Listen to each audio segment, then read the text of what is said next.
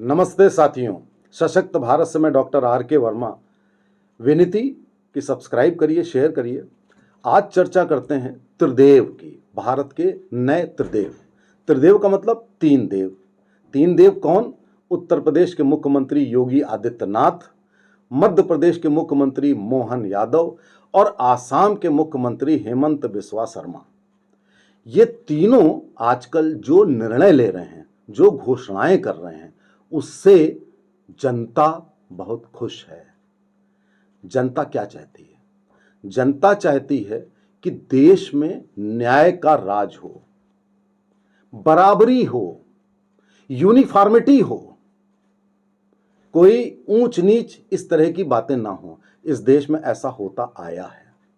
चाहे वो वक्फ बोर्ड का जो आपकी रचना करी कांग्रेस ने, चाहे माइनॉरिटीज के लिए अपीजमेंट की बात करी, तरह तरह की बात करके भारत को इस्लामिक मुल्क बनाने की कोई कसर नहीं छोड़ी कांग्रेस ने। अभी जब योगी आदित्यनाथ ने उत्तर प्रदेश में कांवड़ियों के यात्रा के दौरान जो लोग नाम बदल के लिखते हैं, उस पर जब रेस्ट्रिक्शन लगाया कि नाम अपना सही लिखिए, ओनर का नाम लिखिए, मामला सर्वोच्च न्यायालय तक पहुंच गया। उसके बाद योगी जी ने कहा बटोगे तो कटोगे, उस पर बहुत डिबेट हुई। उसके बाद इस तरह की कई घोषणाएं योगी जी ने करी। बुलडोजर तो चलता ही है।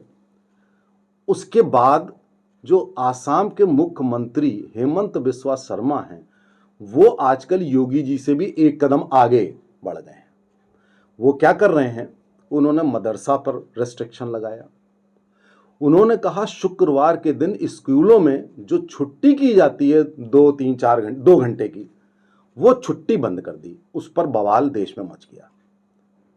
सब जने कहने लगे अरे आपने ऐसा क्यों किया। कोई ये नहीं बता रहा है कि आखिर ये असमानता क्यों होनी चाहिए कि आप मुस्लिम बच्चों को शुक्रवार के दिन 2 घंटे की छुट्टी देंगे। साथियों, ये आसाम में ही नहीं हो रहा है, पूरे देश में हो रहा है, उत्तर प्रदेश में हो रहा है। मैं लखनऊ के दर्जनों स्कूलों में जाके प्रोजेक्ट चलाता हूं, वहां भी यही होता है। शुक्रवार के दिन छुट्टी दी जाती है। इतना डर व्याप्त है या तुष्टीकरण व्याप्त है? क्यों ऐसा? फिर हिंदू बच्चों को आप मंगलवार को दीजिए। और वैसे आपको बता दें कि ये जो शुक्रवार के दिन 2 घंटे की छुट्टी देने का निर्णय था, ये आज़ादी के बहुत पहले 1937 के आसपास का निर्णय था। वो चला आ रहा था। हेमंत बिस्वा शर्मा ने कहा ये नहीं चलेगा, या तो सबको मिलेगी छुट्टी या किसी को नहीं मिलेगी छुट्टी। क्या गलत है इसमें? जब उनकी आलोचना हुई, उन्होंने कहा कि जो आलोचना कर रहा है तो कांग्रेस के और जगह मुख्यमंत्री हैं, वो अपने प्रदेश में 4 घंटे की छुट्टी कर दें, शुक्रवार की पूरी छुट्टी कर दें। मैंने कब मना किया? बात खत्म हो गई।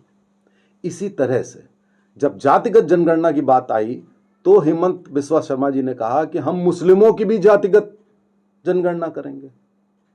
अब लीजिए, कितनी सही बात कही कि आप जातिगत जनगणना हिंदुओं की ही क्यों करेंगे, मुस्लिमों की भी करनी चाहिए। और यह बिल्कुल फैक्ट है कि 72 फिरके और जाने कितनी, मेरे ख्याल से 70-80 से कम जातियां मुस्लिमों में नहीं होंगी। बाकायदा भेदभाव हैं, बाकायदा अलग अलग मस्जिदें हैं, बाकायदा एक दूसरे को शादी नहीं होती है, बाकायदा खूनी संघर्ष होते हैं। उसके बावजूद भी आप मुस्लिमों की जातिगत जनगणना नहीं कराएंगे। क्यों नहीं कराएंगे भाई? तो अगर हिंदुओं की जातिगत जनगणना होती है तो एक आंदोलन पूरे देश में होना चाहिए कि मुस्लिमों की भी होगी। क्यों नहीं होगी? अच्छा, ये आसाम की बात, मैं सब्जेक्ट पे ही रहूं तो ज्यादा बढ़िया है। तीसरा, मध्य प्रदेश में एक मौलाना थे, नेता टाइप के माफिया। पुलिस थाने पर पथराव किया, भयंकर उपद्रव मचाया सैकड़ों हजारों लोगों ने। अब उनके ऊपर बुलडोजर की कार्रवाई हुई, सारा मकान दुकान जितना भी सब कुछ गिरा दिया गया। उसको लेकर भी बड़ी हाय तौबा। अब आप कानून के रखवाले पुलिस वाले हैं, आप पुलिस चौकी में आग लगा दोगे, पथराव कराओगे, और आप कहते हो कि नहीं भाई बस केवल FIR लिख दो अज्ञात के नाम, कुछ करो नहीं। तब तो रोज ये होगा। FIR से कौन डरता है? तो अगर कानून विफल होगा तो इनकी हिम्मतें बढ़ेंगी। तो इनको आपको जब तक चोट नहीं पहुंचाओगे तब तक तो ये मानने वालों में से है नहीं। तो ये मैं बता रहा हूं कि ये आजकल त्रिदेव हो गए हैं जो अपने अपने लेवल से बराबरी स्थापित करने के लिए डर नहीं रहे हैं ऐसे कदम उठाने से। यही बात लोग केंद्र सरकार से भी चाहते हैं। यही बात लोग चाहते हैं कि केंद्र सरकार भी जमकर खुलकर सामने आए, चाहे वक्फ एक्ट को खत्म करने की बात हो, चाहे आर्टिकल 30A जिसमें आपको हिंदुओं को कहा जाता है कि तुम अपनी धार्मिक शिक्षा नहीं दे सकते, मुस्लिम दे सकते हैं, उसको खत्म करने की या मॉडिफाई करने की बात हो, या इसी तरीके के बहुत सारे निर्णय हैं उनमें जनता चाहती है कि केंद्र भी ऐसा करे। जब जनता इन 3 लोगों की भूरी भूरी सराहना कर रही है, उसमें राजस्थान में भी 1-2 कदम उठाए गए, एक शिक्षा मंत्री का बयान था उस पर भी लोगों ने बड़ी सराहना की, यानी कि 4 हो गए, त्रिदेव नहीं चतुर्भुज हो गए। इसी तरह एक और चौंकाने वाला काम हुआ आंध्र प्रदेश में। आंध्र प्रदेश के मुख्यमंत्री चंद्रबाबू नायडू बहुत कोशिश कर रहा है इंडी गठबंधन कि चंद्रबाबू नायडू को भड़का दो, नीतीश कुमार को भड़का दो किसी तरीके से, ताकि सरकार अस्थिर हो जाए या गिर जाए। उन्होंने अभी एक निर्णय लिया, सरकारी निर्णय, और वो सरकारी निर्णय था कि आंध्र प्रदेश में सारे मंदिरों का संचालन केवल हिंदू करेगा। क्या आपको मालूम है कि इसके पहले एक थे क्रिश्चियन, क्रिप्टो क्रिश्चियन, उन्होंने ये निर्णय कर दिया था कि भाई साहब मंदिरों का जो संचालन है वो क्रिश्चियन और लोग भी करेंगे, मुस्लिम भी कर सकते हैं। ये नियम बना, आप देखिए इस देश में क्या क्या होता है, ये नियम बना दिया था। तो उन्होंने कहा नहीं साहब, ये संचालन हिंदू ही करेगा। नंबर 2, हर बड़े मंदिर जो अच्छे मंदिर हैं उनको 10 लाख रुपए का एक राशि दी जाएगी। उस राशि से कुछ करना नहीं है, मतलब यह कि उसके उत्साह के लिए। बात यहीं तक नहीं हुई, पहली बार ऐसा हुआ कि पुजारियों को 15,000 रुपए मासिक दिए जाएंगे। और इससे भी ज्यादा चौंकाने वाला निर्णय सुनिए कि मंदिरों में जो नाई होते हैं, जो बाल बनाते हैं, आप देखिए वो बालाजी मंदिर जो है आंध्र प्रदेश का, वहां पे बालों का व्यवसाय है, वहां नाई लोग रहते हैं। तो नाइयों को 25,000 रुपए महीने की सैलरी दी जाएगी, ऐसा उन्होंने घोषणा करी। आप देखिए कितना अच्छा कदम है नाई को। और यही नहीं, जो लोग वेद पुराण और शास्त्र पढ़ने जो शिक्षार्थी विद्यार्थी आते हैं उनको 3,000 या 4,000 रुपया की स्कॉलरशिप की घोषणा कर दी। साथियों, यह निर्णय पहली बार इस देश में किसी सरकार ने किया है।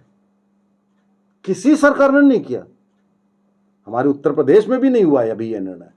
आंध्र प्रदेश के चंद्रबाबू नायडू ने यह निर्णय दिया। अब सन्नाटा है विपक्ष में। सन्नाटा यह है कि वो तो सोच रहे थे इनको भड़का करके सरकार गिरवा देंगे, तो ये तो बहुत बड़े सनातनी निकले।